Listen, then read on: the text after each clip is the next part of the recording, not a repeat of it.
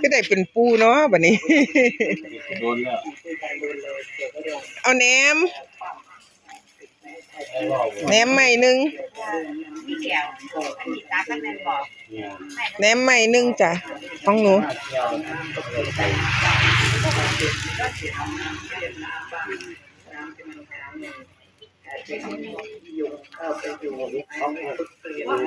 หาแนวกินย่ำเสาตัวแบบนี้ไปหาบนเป็นปูว่าตรงๆเลย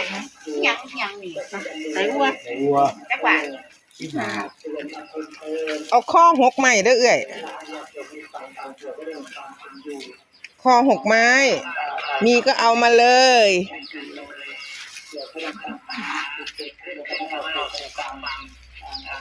ข้าวเหนียวห่อละ5 2ห่อลูกไม้วะเจ๊จ้ะถ้ามันมีเอาเลย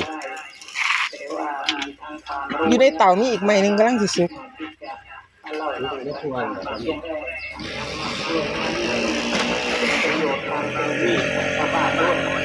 คือใหม่อย่างเดียวเจ๊นี่เนาะเออบ่นี่แม่น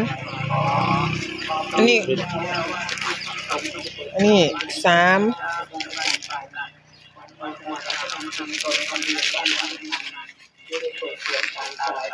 แหนมเอาเป็น2หมู3แยกถุงให้หนูหลายๆอันแน่กำลังสิเฮ็ดก็เลย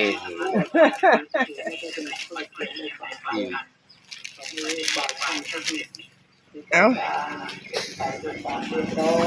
เขาก็แพ็กต้นไม้เขาคือกันเนาะหาเงินใส่ไปธนาคารนำมันล่ะแพ็กเสร็จกับไปธนาคารไปติดต่อเดี๋ยวเขาสิยึดบ้านไปปรับปรุงโครงสร้างนี่ตัวบ่แล้วเขาก็สิลดหักอันลงหักเขาก็สิลดหักค่าบ้านลงต่อเดือนเขาเท่าไหร่23,500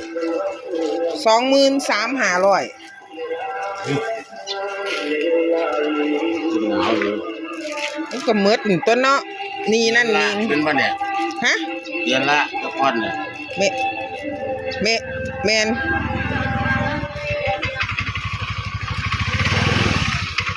มีใส่วัวเจ้ามันคือกินแป้งสั้นสไลด์มันเฮียลงข้างน้ำนั่นเอาไปให้ม้านั่นเจ้าตั้งให้มันเสมอกันชุบกระบอกจะเล่นไหลน้ำฝนนี่เราเนี่ยต่อค่ะมันเอียงอ้ายตัวเดียวตาหายังนั่น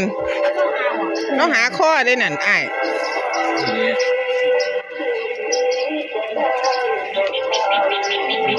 โอ้ไม่สุกๆให้เล่านั่น